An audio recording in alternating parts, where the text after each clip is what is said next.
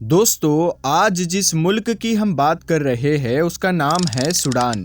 शायद बहुत लोग इस देश के बारे में पहले से जानते होंगे या नहीं भी जानते होंगे, लेकिन आज ये जगह दुनिया के सबसे मुश्किल हालात से गुजर रही है। कुछ दिन पहले हर तरफ गाजा की बातें होती थी, लोग गाजा के लिए दुआ कर रहे थे, खबरें देख रहे थे, लेकिन अब अचानक सोशल मीडिया पर एक नया नाम चल रहा है, सूडान। लोग हैशटैग चला रहे हैं, वीडियो डाल रहे हैं और कह रहे हैं कि वहाँ हालात बहुत बुरे हैं। बहुत से लोग कंफ्यूज भी है, सोचते हैं ये सूडान में आखिर हो क्या रहा है। तो आज हम आसान जुबान में पूरी बात समझेंगे। दोस्तों, ये नक्शा देखो तो अफ्रीका नाम का महाद्वीप मिलता है, उसके बीच में एक बड़ा सा देश है, वही सूडान है। पहले ये और बड़ा था। 2011 में इस देश का दक्षिणी हिस्सा अलग हो गया, नया देश बन गया, साउथ सूडान। सूडान में ज़्यादातर लोग मुसलमान हैं। ज़मीन अच्छी है, नदियाँ हैं, ज़मीन के नीचे सोना है, खदानें हैं, मतलब अल्लाह ने नेमतें दी है। लेकिन फिर भी ये मुल्क दुख और परेशानी में है। क्यों?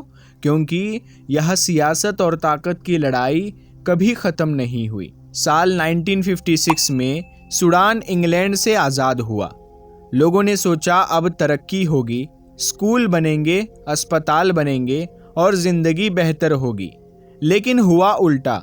हर कुछ साल बाद सरकार बनती, फिर अचानक फ़ौज आ जाती और कहती अब हम चलाएंगे। चुनाव होते, नेता आते, लेकिन आखिर में बंदूक वाले हावी हो जाते।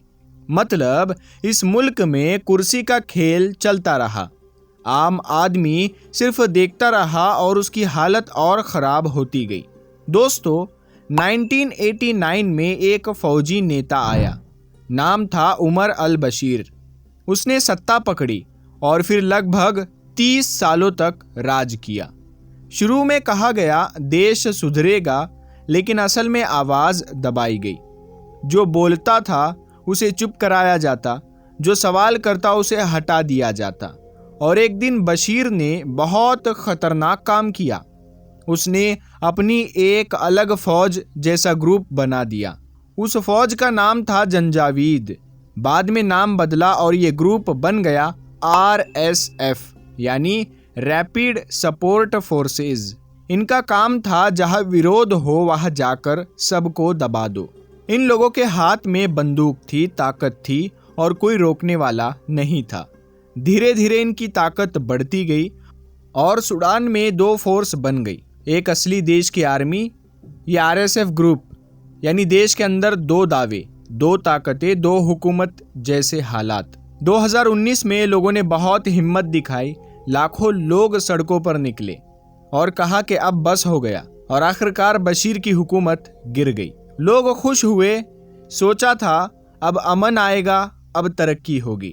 लेकिन किस्मत को कुछ और मंजूर था। जब बशीर गया तब 2 लोग सामने आए। अब्देल फतेह अल बुरहान, आर्मी का बड़ा आदमी, मोहम्मद हमदान दगालो, जिसे लोग हमेटी कहते हैं, RSF वाला लीडर। शुरू में दोनों ने कहा हम मिलकर देश सुधारेंगे, लोकतंत्र लाएंगे।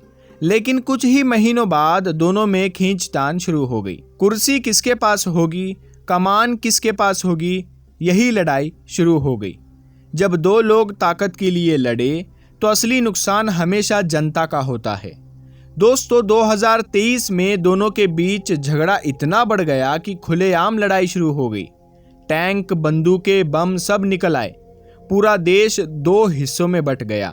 कुछ इलाका आर्मी के कंट्रोल में, कुछ इलाका RSF के कंट्रोल में। सबसे ज्यादा हालात खराब हुए दारफूर और आसपास के इलाकों में। लोगों ने अपने घर छोड़े, जिनके पास कुछ था वो भी खत्म हो गया। अब हालत ये है कि लाखों लोग बेघर हैं, हजारों बच्चे भूख से परेशान हैं, दवा नहीं है, खाना नहीं है, पानी तक नहीं। एक शहर का नाम बहुत सुनने मिला, अल फाशिर। वहाँ इतने बुरे हालात हुए कि दुनिया दंग रह गई। लोग कहते हैं वहाँ इंसानियत हार गई।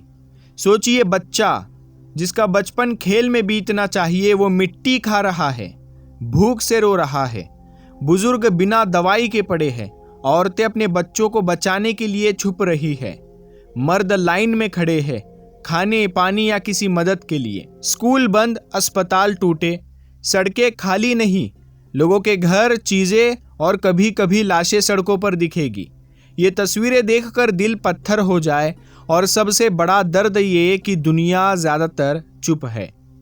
प्यारे दोस्तों, अब सवाल आता है, आखिर ये लड़ाई इतनी लंबी कैसे चली? गोला बारूद कौन दे रहा है? पैसा कहाँ से आ रहा है? तो कई रिपोर्ट्स कहती है सूडान के पास बहुत सोना है और आरएसएफ के पास उन खदानों वाला इलाका। सोना निकलता है, बिकता है और उसी से हथियार आते हैं। यानी रिसोर्सेज ही इस आग को जिंदा रख रहे हैं। कुछ रिपोर्ट्स में यूएई का नाम भी आता है, लेकिन यूएई ने इन बातों को गलत कहा है। सच्चाई शायद बीच में है, कहीं सोना, कहीं पॉलिटिक्स, कहीं ताकत। एक बात पक्की है, जहां रिसोर्सेज होते हैं और सिस्टम कमजोर होता है, वहां जंग रुकना मुश्किल हो जाता है। सबसे ज्यादा चर्चा जिस जगह की हुई वो है अल फाशिर। ये दारफुर इलाका है। यहाँ महीनों तक घेराव रहा, खाना पानी की सप्लाई बंद कर दी गई, लोग अपने घरों में फंसे रहे और जब लड़ाई शहर में पहुंची तो हालात बहुत खराब हो गए। बहुत से लोगों ने शहर छोड़ने की कोशिश की, लेकिन रास्ता भी सुरक्षित नहीं था और जो नहीं निकल पाए उनके पास बस इंतजार था कि मदद आए, सुरक्षा मिले या हालात सुधर जाए। ये सब सुनकर लगता है कि इस जंग ने लोगों से सिर्फ घर और खाना नहीं छीना, बल्कि उनके अंदर की शांति भी खत्म कर दी। हर तरफ डर था, गोली का, भूख का, बीमारी का और अनजान कल का। दोस्तों, जंग में गोली से जितने लोग नहीं मरते, भूख और दवाई की कमी से उससे भी ज्यादा लोग मरते हैं। सूडान में यही हो रहा है। बहुत से बच्चे कुपोषण का शिकार है, कुछ को दूध नहीं मिल रहा, कुछ को दवाई नहीं मिलती। कई बार लोग सिर्फ एक रोटी को पूरा दिन खींचते हैं। कई जगह खाना बांटा भी जाता है, पर इतनी भीड़ होती है कि सब तक नहीं पहुंचता। सोचिए, एक घर का मर्द लाइन में खड़ा है, उम्मीद बस इतनी कि आज थोड़ा सा खाना मिल जाए और अगर ना मिले तो बच्चे भूखे सो जाए। यही जिंदगी बन गई है वहां के लोगों की। दोस्तों, कई देश मदद देना चाहते हैं, लेकिन असली परेशानी है रास्ता। लड़ाई की वजह से ट्रक्स अंदर नहीं जा पाते।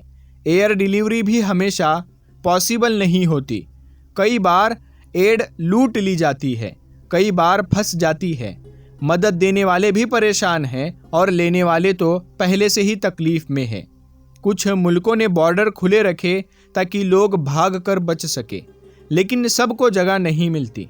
किसी की तबीयत खराब है, किसी के पास पैसे नहीं, तो वो वहीं रह जाते हैं और जो निकलते हैं उनका फ्यूचर भी साफ नहीं होता। कैंप में रहना आसान नहीं और वापसी का सवाल ही नहीं उठता जब शहर खंडहर बन चुके हो। दोस्तों, अब बात आती है सोने की। पहले भी बताया था, सूडान में सोना बहुत है, खासकर दारफूर में। रिपोर्ट्स कहती है कि जिन इलाकों पर आरएसएफ का कंट्रोल है, वहीं पर गोल्ड माइंस भी ज्यादा है। यही सोना बेचकर हथियार आते हैं, पैसों की सप्लाई चलती है। ये सप्लाई रुकती नहीं, इसीलिए जंग भी नहीं रुकती।